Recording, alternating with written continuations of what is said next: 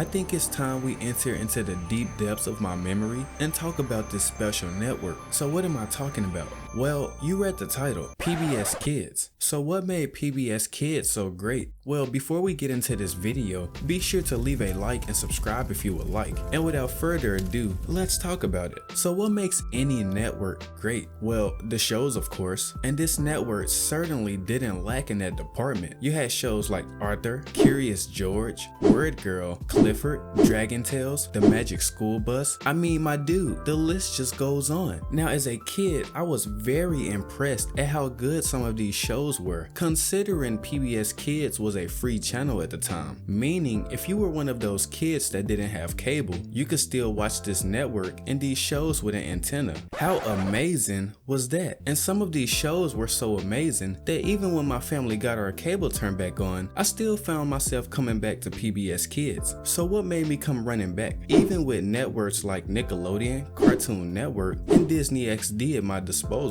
Well, let's see. You had shows like Dragon Tales that just hooked me from the beginning. This show followed these two protagonists, Emmy and Max, and these two held onto this special magical item that would allow them to transfer into this amazing universe filled with their dragon friends. And in this universe, the dragons were pretty awesome and lived normal lives as well. You had characters like Ord, who was the big, clumsy, gentle giant, Cassie, who was very kind, passionate, and sweet. You also had dragons like Kitzel, who was much older and wiser than all the rest. And we can't forget Zack and Wheezy. I just love these two. They always get into arguments. They actually kind of remind me of Phil and Lil from the Rugrats.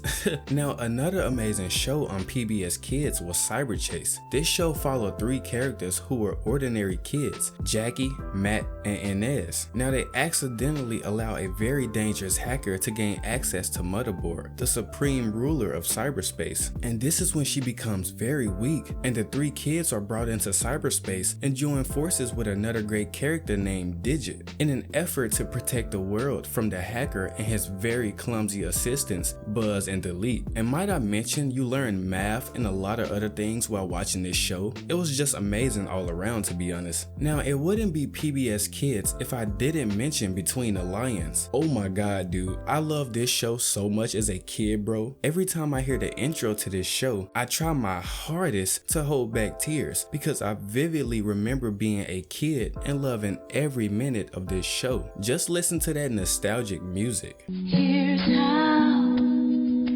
come and read Between the Lions.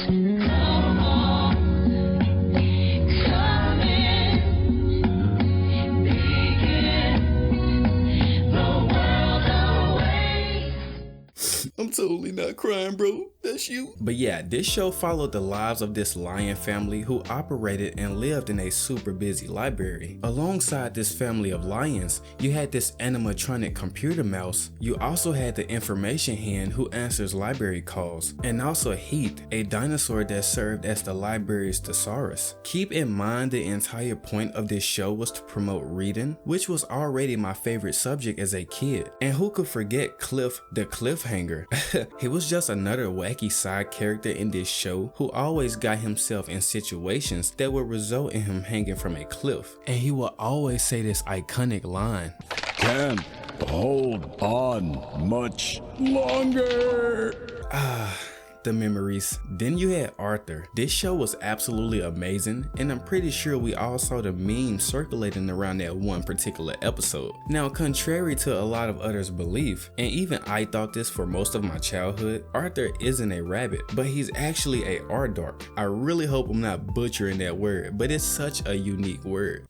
Yeah, that was a smack in the face for sure. But Arthur follows this character named, you guessed it, Arthur, and he lives in this fictional town called Elwood City. During the time of this show, Arthur was a 3rd grader and his best friend was a bunny named Buster. Buster was super chill and laid back. Then you had characters like Binky, who everyone considered a bully, but he still hung out with everyone. You had Muffy, who was known as the rich, spoiled character, Brain, who was, as you can imagine, smart, and Francine, who was pretty much just a regular chill character who loved the outdoors. Arthur was definitely one of those shows that got me me hooked on this station? I vividly remember rushing home from school every day trying to catch Arthur before it went off, because the show would come on like 15 minutes before I got out of school every day. But I digress. Then you had shows like Clifford, the big red dog. I would definitely rate Clifford in my top 5 PBS kids shows of all time. This show follows the main protagonist Clifford, this huge red dog that lives on an island called Redwall Island. He lives with his owner Emily and her family. Now, they used to live in an apartment in New York City, but they ended up moving far away because Clifford was getting huge and their small apartment could no longer house him. And when Clifford and his family moved here, Clifford ends up becoming best friends with these 2 other dogs named T-Bone and Cleo. And the show mostly follows Clifford and his friends living their dog lives and getting into wacky adventures together, while Emily simultaneously lives her regular life as well, not knowing she has a whole talking dog. Yeah, but I'm pretty sure we all know Clifford, or at least my generation does.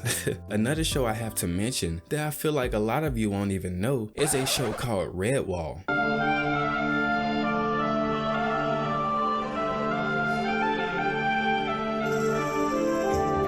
This show was a lot more mature than the others. It followed the main character, a mouse named Matthias, who lived in a village named Redwall Abbey. Now, Matthias had a very hard past life, and he didn't grow up in the village he currently lived in. You see, his family was very poor, and unfortunately, during a very harsh winter, an army of rats raided his village and killed most of his family. We all know rats are way bigger than mouses, so I'm sure this invasion wasn't a hard task. But yeah, Matthias and his sister managed to escape the invasion, but on a journey to finding a new home, Matthias and his sister both collapse, and when Matthias wakes up, he discovers they were both mysteriously taken to this village, Redwall Abbey, which is where he first discovered his sister had died from dehydration, so she had never woken up. I told you this one was a lot more mature, but this show is actually pretty good when you give it a chance. Man, I could just go on all day about some of these PBS kids shows. The network definitely had a hand in making some of my best childhood memories early on with cartoons. And for that, I would just like to say thank you to PBS Kids. You found an interesting way to mix entertainment and education, and you executed it flawlessly. So thank you. Also, if you enjoyed this trip in the past and would like to see similar content, check out some of my storytime videos here on my channel. But until next time, peace.